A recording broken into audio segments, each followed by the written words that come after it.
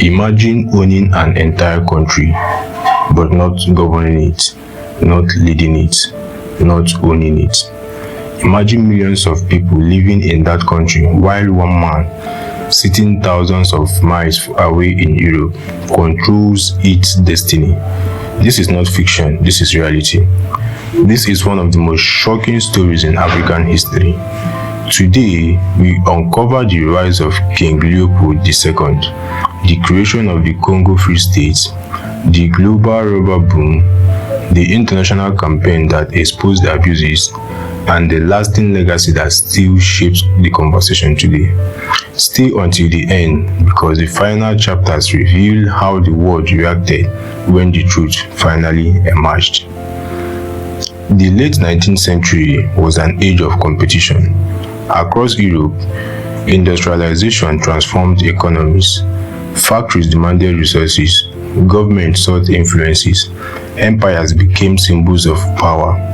Africa became the center of a growing race among European powers. Britain expanded, France expanded, Germany entered the competition. In Belgium, King Leopold II watched closely. He believed colonies represented prestige, wealth, and opportunity. Yet, Belgium remained relatively small. King Leopold dreamed of changing that reality. But how could the ruler of a small nation acquire one of the largest territories in Africa? This question begs for answer. Leopold understood that direct conquest would attract opposition. Instead, he presented himself as a supporter of exploration, science, and humanitarian development.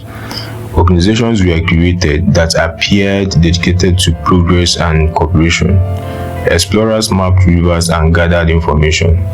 International audiences often saw these efforts as noble. But behind the scene, however, Leopold pursued a much larger goal: securing authority over the Congo region.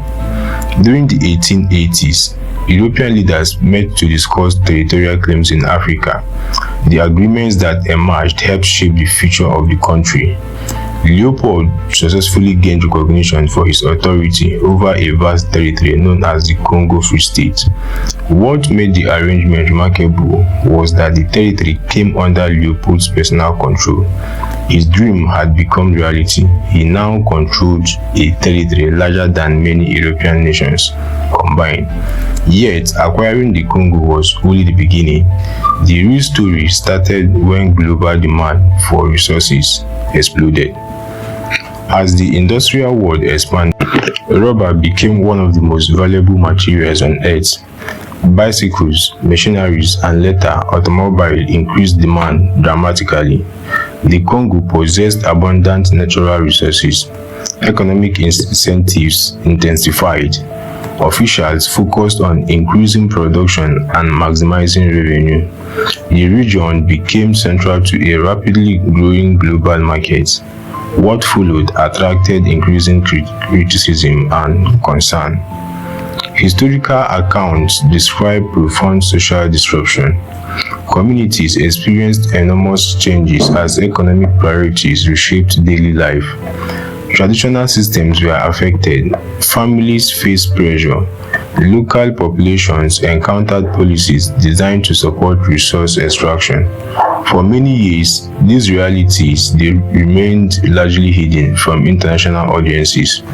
Distance and limited communication made independent verification difficult.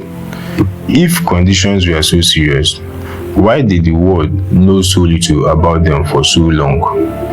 Eventually, journalists, missionaries, diplomats, and investigators began collecting evidence. Their reports challenged the image Leopold had carefully built. Among the most influential voices were E. D. Morel and Roger Casement. They documented concerns, gathered testimony, and encouraged public discussion. Newspapers began publishing reports. Public awareness grew. What had once been a little-known issue was becoming an international controversy. Advocacy groups organized campaigns, speakers addressed audiences across Europe and North America. Articles, books, and public meetings drew attention to the Congo. For one of the first times in modern history, an international human rights movement emerged around a global issue. Pressure increased year after year. Governments could no longer ignore the controversy. Would public pressure be enough to force change? Let's see how it goes.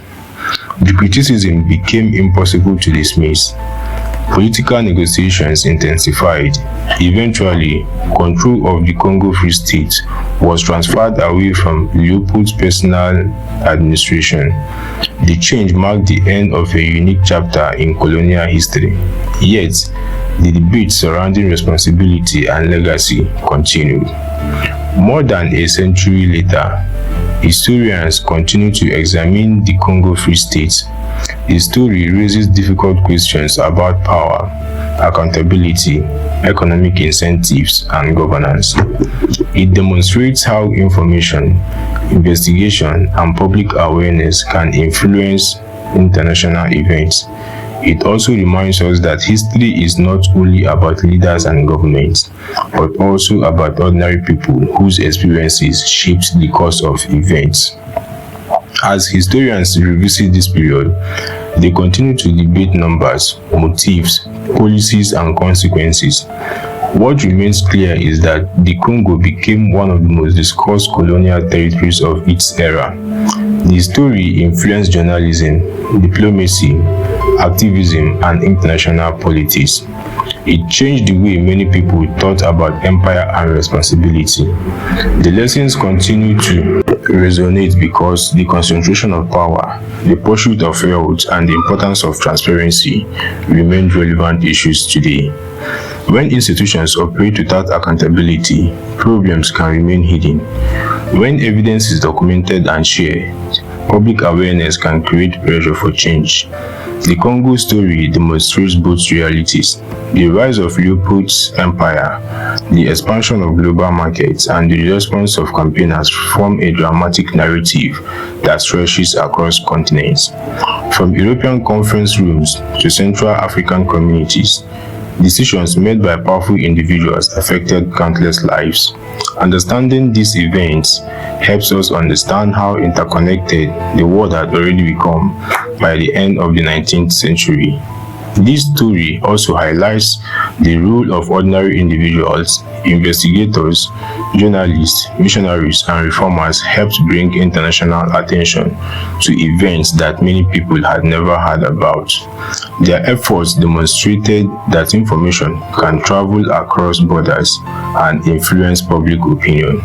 This remains one of the most important themes of the entire story. The story of King Leopold II and the Congo is one of ambition, power, wealth, controversy, and historical memory.